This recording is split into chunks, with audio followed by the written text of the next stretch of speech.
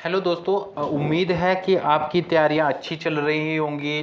किसकी? पीजीटी और UGC net की, जो एनटीए नेट की जो तैयारियां हैं वो बेहतर चल रही होंगी और आप जो है उसके लिए दिन रात मेहनत कर रहे होंगे, क्योंकि ये दोनों सुनहरे मौके हैं जो आपकी लाइफ के सारे स्ट्रगल को जो है वो विराम लगा सकते हैं। और जिन लोगों ने भी बीएड कर रखी है उनके लिए मेरा सजेशन है कि वो फोकस के साथ तैयारी करें हिमाचल प्रदेश के लिए, और उनका सिलेक्शन जो है वो पक्का होगा। चालुक्य जो है, चालुक्य डायनेस्टी के अगर मैं बारे में जो है कुछ बताऊं, कुछ चीज़ें हैं जो बहुत महत्वपूर्ण है। पहली बात, तो जब हम राष्ट्रकूट पढ़ते हैं तो आपको पता है कि राष्ट्रकूट बीच में आते हैं। पहले वो एक सामंत होते हैं किसके? चालुक्यों के। कौन से चालुक्य? बादामी के चालुक्य। फिर जो है बादामी के चालुक्यों से वो राष्ट्रकूट बनते हैं, राष्ट्रकूट जो है शासन की स्थापना करते हैं। फिर आगे जा करके उनको फिर से सप्रेस किया जाता है, और कौन जो है वो शासन करता है? फिर शासन करते हैं आपके कल्याणी के चालुक्य। तो प्लीज इस चीज को जो है वो आपने गांठ बांध लेनी है और थोड़ा समझने की आवश्यकता है। साउथ में बहुत जो है आपको हौच पौच देखने को मिल सकता है। चालुक्य डायनेस्टी हम लोग मुख्यतः करने वाले हैं। चालुक्य वंश जो है वो, चालुक्य वंश की मुख्य 3 शाखाएं हैं। बादामी या फिर बातापी हम जिनको जानते हैं, वो उनकी मूल शाखा है। दूसरी शाखा उनकी बेंगी के चालुक्य थे, और उनको पूर्वी शाखा भी कहा जाता। तीसरी शाखा जो है उनकी पश्चिमी शाखा, जिसको हम लोग कल्याणी के चालुक्य कहते हैं, ये तीसरी शाखा है। ये मेरा जो है वो इन्फॉर्मेशन है भूंगू GS history for NTA NET, UGC NET और स्टेट पब्लिक सर्विस कमीशन, और आगे जो है वो एसएससी, रेलवे और बीपीएससी, एचपीपीएससी, एलाइड, पटवारी की सर्विसेज के लिए जो है ये महत्वपूर्ण रहेंगे। और बादामी के जो चालुक्य हैं, बादामी की ये मूल शाखा कहा जाता है, ये पूर्वी पश्चिमी। अब हम लोगों को बादामी के चालुक्यों के बारे में करना है। 543 से लेकर के 757 तक जो है इन ये शाखा रही। इस वंश की स्थापना पुलकेशिन प्रथम ने की थी। महाकूट अभिलेख के अनुसार इससे पूर्व 2 और शासकों के नाम भी आते हैं, जय सिंह एवं रणराग, लेकिन ये स्वतंत्र शासक नहीं थे, कंदम शासकों के अधीन सामंत हुआ करते थे। ये चालुक्यों की मूल शाखा का उदय बातापी, बादामी, बीजापुर, कर्नाटक में हुआ था। और चालुक्य वंश के उत्तर में हर्षवर्धन जो कन्नौज के शासक थे, और दक्षिण में पल्लव वंश का शासन था। और दोनों ही राज्य से चालुक्य वंश ने लोहा लिया और अपनी सत्ता को स्थापित किया था। तो ये तो होगी इनकी भूमिका। अब हमें इनकी थोड़ी सी जो है वो वंशावली पढ़नी पड़ेगी। वंशावली इसलिए जरूरी है क्योंकि फिर हमें एक रोड मैप जो है वो उपलब्ध होता है, और उस रोड मैप की मदद से जो है हम आगे जो है वो पढ़ सकते हैं। बादामी बातापी का चालुक्य वंश था, पुलकेशिन प्रथम जो है ये वास्तविक संस्थापक था। 2 मैंने आपको बता दिए, वो वास्तविक नहीं थे। 543 से 556 तक ये रहते। पुलकेशिन प्रथम बहुत फेमस शासक है, नीचे पढ़ेंगे क्यों फेमस है। उसके बाद कीर्ति वर्मन आते हैं, और कीर्ति वर्मन प्रथम आते हैं। ये 566 से लेकर 597 तक शासक रहे हैं, बहुत फेमस थे ये भी। और इनके भाई थे एक मंगलेश, जो 597 से 610 तक जो है रहे। फिर 610 से 642 तक जो है पुलकेशिन द्वितीय, इतिहास के महत्वपूर्ण व्यक्तित्व ये आते हैं। उसके बाद विक्रमादित्य आते हैं, फिर विनयदित्य आते हैं, उसके बाद विजयादित्य आते हैं, और विक्रमादित्य आते हैं। सन भी आपको जो है वो साथ में नोट करने हैं, कहीं पे नोट्स बना करके रख लीजिए, स्क्रीनशॉट आप जो है इसका रख सकते हैं।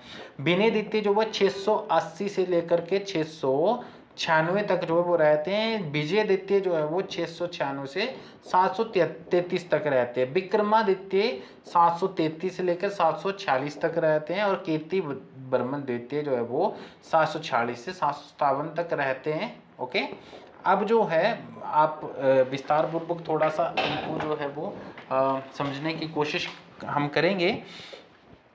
हम शुरू करें पुलकेशिन प्रथम से, ठीक है, जो वास्तविक शासक हैं। बादामी के चालुक्य वंश का संस्थापक था।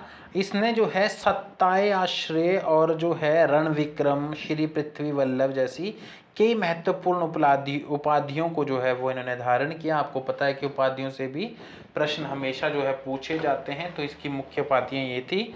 इसके द्वारा अश्वमेध एवं वाजपेयी यज्ञ करवाए गए थे। 3 टाइप के यज्ञ होते थे, अश्वमेध था, वाजपेयी होता था, और तीसरा एक और जो है यज्ञ जो है वो करवाया जाता था। इसके 2 पुत्र थे, कीर्तिवर्मन प्रथम और मंगलेश, ठीक है, ये दोनों शासक बनते। बड़े पुत्र होने के नाते कीर्तिवर्मन प्रथम अपने पिता की मृत्यु के उपरांत अगला शासक बना था। कीर्तिवर्मन प्रथम जो है 566 से लेकर के 597 ईस्वी तक रहा। कीर्तिवर्मन प्रथम जो है अपने पिता की मृत्यु के उपरांत 566 ईस्वी में गद्दी पर बैठा। इसने पुरुरण पराक्रम की एवं सत्याश्रय की जो है उपाधि धारण करी। ये 2 उपाधियां जो इसकी मेन है। और शासन हाथ में आते ही इसने आसपास के राज्यों को जीतकर अपनी अधीनता स्वीकार कराना शुरू किया। बनवासी के कदम्बों और कोंकण के मौर्य, बेल्लारी, कर्नूल क्षेत्र के नलवंशी आदि जो है इसके प्रमुख थे। और राज्यों को हराकर इसने अपनी अधीनता स्वीकार जो है कर छोड़ देता था, ताकि एक्स्ट्रा वर्डन उसके राज्य के ऊपर ना पड़े और वो पूरी तरह से उनके राज्य में भी उनको नहीं मिलाता था। ये बहुत चतुराई भरी चीज होती थी। महाकूट स्तंभ लेख में इसके द्वारा किए गए बहु सुवर्ण अग्नि स्टोम का जो है यज्ञ किया जाता है, इसके उल्लेख हमें महाकूट स्तंभ लेख से मिलते हैं। इसकी मृत्यु के समय उसके तीनों पुत्र वयस्क होने के कारण अगला शासक का भाई मंगलेश बनता है। और बदामी में गुहा मंदिरों का जो निर्माण करवाया है ना, वो मंगलेश इसके दूसरे के समय हुआ है, जिसके बारे में जो है कीर्तिवर्मन प्रथम जो है हम पढ़ रहे हैं। पुलकेशिन द्वितीय जो है वो 610 से लेकर 642 तक रहता है। पुलकेशिन द्वितीय ने अपने चाचा की हत्या कर दी। चालुक्य वंश जो ये क्या नाम था इनका, मंगलेश जी थे, इनकी हत्या हो जाती है। ओके, अपने सत्याश्रय श्री जो है इसने जो है सत्याश्रय श्री पृथ्वी वल्लभ महाराज, दक्षिण पथेश्वर और परम भट्टारक, ये 50 बार पूछी गई कम से कम उपाधि, और महाराज धीराज की उपाधि धारण करते हैं। इसके राजकवि रवि कीर्ति थे, जिन्हें हम जो है ऐहोल प्रशस्ति के लिए जो है वो जानते हैं। ऐहोल शिलालेख के बारे में महत्वपूर्ण जानकारी प्रदान की थी जो पुलकेशिन द्वितीय का था। जिस समय पुलकेशिन द्वितीय शासक बना उस समय विंध्याचल पर्वत के दक्षिण में चालुक्य वंश का विशाल राज्य स्थापित हो चुका था। अतः शासन की सुगमता हेतु इसने अपने राज्यों को 2 विभागों में जो है 2 भागों में विभाजित किया। एक भाग पर स्वयं राज किया और दूसरे भाग पर जो है उसकी राजधानी बतापी, दूसरा भाग उसने अपने भाई विष्णुवर्धन को सौंपा, जिसकी राजधानी बेंगी बनाई। और उन्हीं को हम लोग जो है बेंगी के चालुक्यों के नाम से जानते हैं। जब इनकी मृत्यु हो जाती है तो वो अलग से एक राजवंश चल पड़ता। ओके, अब जो है हम नेक्स्ट अगर हम लोग चेक करें कि इस नए राज्य जो है ये इस नए राज्य किसी राजधानी बेंगी को बनाया। ये पूर्वी चालुक्य या बेंगी के चालुक्य के नाम जाना जाता है।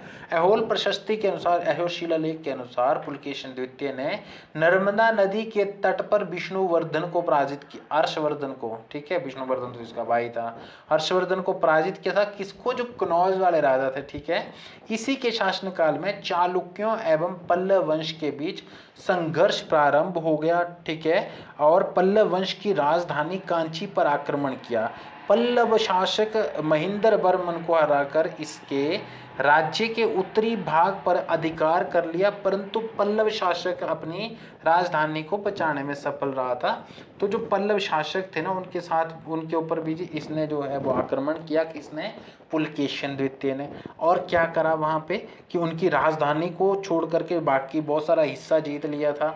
अब जो है उसको जीत छोड़ गया, मतलब कांची जो थी उसके के ऊपर तो अधिकार नहीं कर पाए। कुछ वर्ष उपरांत पुलकेशिन द्वितीय ने पुनः पल्लवों की राजधानी कांची पर आक्रमण किया। इसमें पल्लव वंश का शासक महेंद्र वर्मन का पुत्र नरसिंह वर्मन था, जिसने पुलकेशिन द्वितीय को बुरी तरह पराजित कर दिया। किसने? महेंद्र वर्मन था पहले जो हार गया था। दोबारा उसने जब दोबारा पुलकेशिन द्वितीय ने आक्रमण किया तो नरसिंह वर्मन शासक था और उसने बुरी तरह पराजित किया इसको। किसे? पुलकेशिन द्वितीय को। और फिर जो है चीनी यात्री हुएनसांग 641 ईस्वी में पुलकेशिन द्वितीय के दरबार में आता था। ये भी महत्वपूर्ण तथ्य है जी। विक्रमादित्य प्रथम 555 जो है 655 से लेकर 680 तक जो है वो शासन करते हैं। अपने पिता पुलकेशिन द्वितीय की मृत्यु के 13 वर्ष उपरांत गद्दी पर बैठा।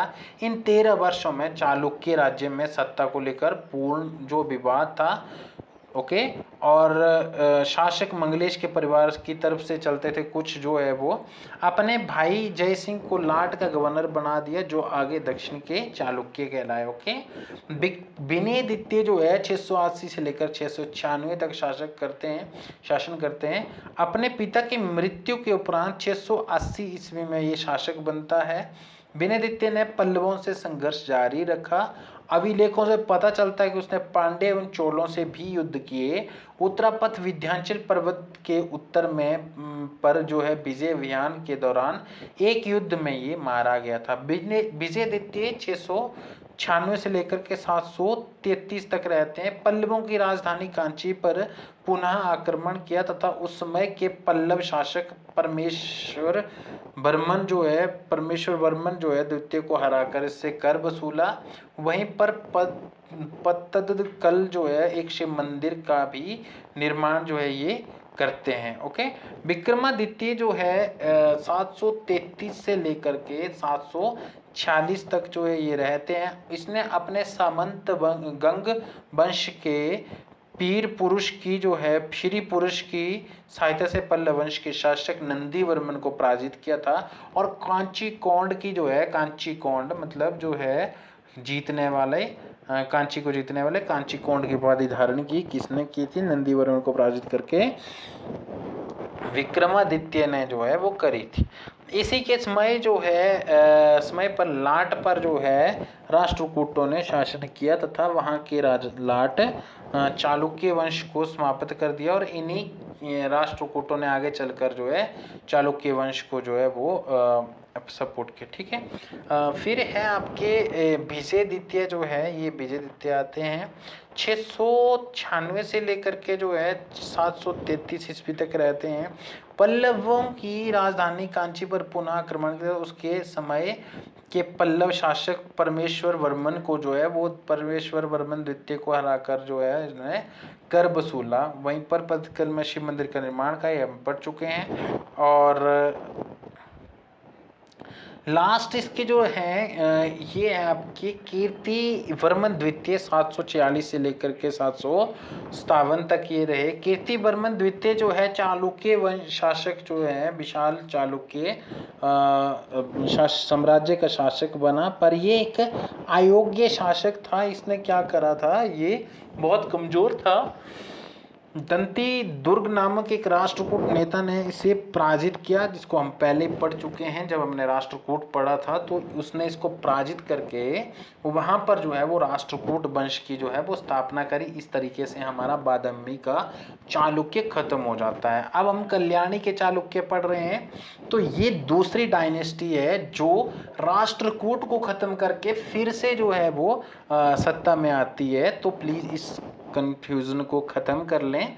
कल्याणी के चालुक्य को जो चिन्ह था ना वो बराह था, बराह। और कल्याणी के चालुक्य वंश की स्थापना तैलप द्वितीय ने की थी। किसने की थी? तैलप द्वितीय के द्वारा की गई थी। इससे पूर्व भी जो है कीर्ति वर्मा तृतीय, तैलप प्रथम, विक्रमादित्य तृतीय और जो है भीमराज अयन प्रथम और विक्रमादित्य चतुर्थ के नामों की भी का भी उल्लेख मिलता, परंतु वो स्वतंत्र शासक नहीं थे। तो ये वो सामंत थे। बीजापुर उसके समीपवर्ती क्षेत्र में था, परंतु वो सामंत थे। अब कल्याणी के जो चालुक्य हैं उनकी जो वंशावली है उसको थोड़ा सा हम लोग जो है डिस्कस करते हैं। तैलप द्वितीय जो है ये बनते हैं 973 से लेकर 997 तक। ठीक है, संस्थापक भी होते हैं। इनके जो पुत्र है सत्याश्रय, ये 997 से लेकर के 1006 तक बनते हैं। ठीक है, उसके पश्चात इनके भाई होते हैं 10 बर्मन जो है, इनके पुत्र होते हैं विक्रमादित्य पंचम, जो हम लोग पढ़ेंगे आगे। और इनके ये भतीजे होते हैं सत्याश्रय के। तो इसके भाई होते फिर जय सिंह द्वितीय और उसके बाद सोमेश्वर प्रथम, सोमेश्वर द्वितीय। फिर जो है आपके विक्रमादित्य आते हैं और षष्ठ आते हैं, और सोमेश्वर तृतीय आते हैं, फिर जगेदिक मल द्वितीय आते हैं, तैलप तृतीय आते हैं, और लास्ट में सोमेश्वर चतुर आते हैं। तो चतुर्थ आते हैं। इसके लिए जो है हम लोगों को ज़्यादा परेशान होने की आवश्यकता नहीं है। ये आप इसका स्क्रीनशॉट चाहें तो ले सकते हो और ना चाहें तो नहीं भी ले सकते हैं, ठीक है। तो ये जो है, अब हम नेक्स्ट देखते हैं। सोमेश्वर प्रथम लास्ट है। अब आप चालुक्य का जो है, चालुक्य पश्चिमी चालुक्य राजवंश, ठीक है, इसकी हम बात कर रहे हैं।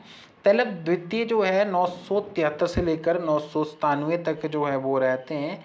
नीलगुंड अभिलेख के अनुसार अयन जो है प्रथम ने राष्ट्रकूट नरेश कृष्ण द्वितीय की पुत्री से विवाह कर अपनी राजनीतिक स्थिति को जो है वो क्या क्या मजबूत किया। इसी की भांति उसके पुत्र विक्रमादित्य चतुर्थ ने भी कलचुरी राजवंश के राजा लक्ष्मण सेन की पुत्री बोंथा देवी से विवाह किया था। इसी विक्रमादित्य चतुर्थ और कलचुरी राजवंश की बोंथा देवी का पुत्र था आपका तैलप द्वितीय, जिसने इस शासन की जो है वो कल्याणी के चालुक्यों की जो है वो स्थापना करी।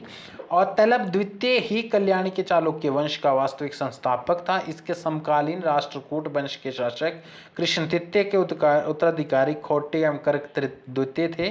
कर्क द्वितीय को हरा करके इसने जो है वो यहाँ पे कल्याणी के चालुक्यों की नींव डाली, ठीक है।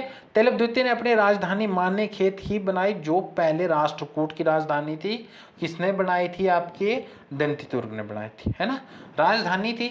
उसने जो है अश्वमाल की उपाधि धारण करी। मेरुतुंग नामक कवि जो है इनके दरबार में थे। अपने जीवन काल में तैलप द्वितीय ने कई युद्धों में विजय प्राप्त की, परंतु मुंज राज्य के साथ हुए 6 संघर्षों में तैलप द्वितीय को हार का सामना करना पड़ा। इसी जानकारी विवरण हम लोगों को मेरुतुंग रचित प्रबंध चिंतामणि में देखने को मिलता है। तो इस बुक का नाम और इस लेखक का नाम बहुत महत्वपूर्ण हो जाता है, क्योंकि जुड़ रहा है आपका तैलप द्वितीय के साथ, ठीक है। अब हम लोग जो है मेरुतुंग के बारे में अगर छोड़ दें तो विक्रमादित्य पंचम की बात करते हैं। तो 1006 से 1015 तक रहते हैं। सत्याश्रय को कोई पुत्र नहीं था, तो उसने अपने उत्तराधिकारी के रूप में अपने भाई दशवर्मा को चुना, दासवर्मन को, और उनके पुत्र विक्रमादित्य पंचम जो है उनका उत्तराधिकारी बनाया गया, जो उनके मृत्यु के उपरांत 1006 में शासक बनता है ना। किसका? उसके भाई दशवर्मा का जो पुत्र विक्रमादित्य होता है वो, है ना, उसका अपना पुत्र नहीं था। केंथोम जो है, केथोम लेख में इसे यशस्वी तथा दानशील शासक के रूप में संबोधित किया गया था। जय सिंह द्वितीय जो है 1015 से लेकर के 1043 ईस्वी तक रहते हैं। जय सिंह द्वितीय अपने भाई विक्रमादित्य पंचम की मृत्यु उपरांत शासक बना था। वर्ष जो है 1020 में पवार शासक राजा भोज ने उस पर आक्रमण कर चालुक्य वंश के राज्य क्षेत्र को से लाट और कोंकण पर अधिकार कर लिया, जिसे बाद में जयसिंह ने युद्ध में पुनः प्राप्त कर लिया था। 1019 में बेंगी के शासक बिमलादित्य, बेंगी वही है जो इनके भाई ने बसा करके दिया है, ठीक है। शासक बिमलादित्य की मृत्यु के बाद उसके 2 पुत्रों में उत्तराधिकार के लिए युद्ध जो है वो शुरू हुआ। बिमलादित्य और चोल राजकुमारी कुंदवई देवी जो का पुत्र राजराज और उनके सौतेला भाई विष्णुवर्धन विजयदित्य सप्तम दोनों ही राजगद्दी पर अधिकार चाहते थे। और जय सिंह द्वितीय ने हर्षवर्धन विजयदित्य सप्तम की सहायता हेतु अपनी सेना भेजी। वैसे ही चोल राजा राजेंद्र प्रथम ने अपने राजवंश की कुंदवई देवी के पुत्र की सहायता हेतु आगे आए। ओके, मस्की के निकट राजेंद्र चोल ने जयसिंह को पराजित कर दिया और राजराज को बेंगी के चालुक्यों का शासक नियुक्त कर दिया था। तो उसके बाद सोमेश्वर प्रथम आते हैं। ये अपने जो है पिता की मृत्यु के बाद गद्दी पर बैठते हैं। इनके बारे में हमें महत्वपूर्ण क्या जानकारी चाहिए, तो वो है आपका वो महत्वपूर्ण जानकारी है आपकी, इन्होंने क्या करा था? राजधानी परिवर्तन करा था। मान्यखेत से इन्होंने राजधानी कल्याणी बनाई थी, इसीलिए जो है इनका नाम कल्याणी के चालुक्य के नाम से जाना जाता है। और पंवार नांदेड़ लेख के अनुसार इसने मगध, कलिंग और अंग के शासकों को हराकर अपने अधीन जो है वो कर लिया था।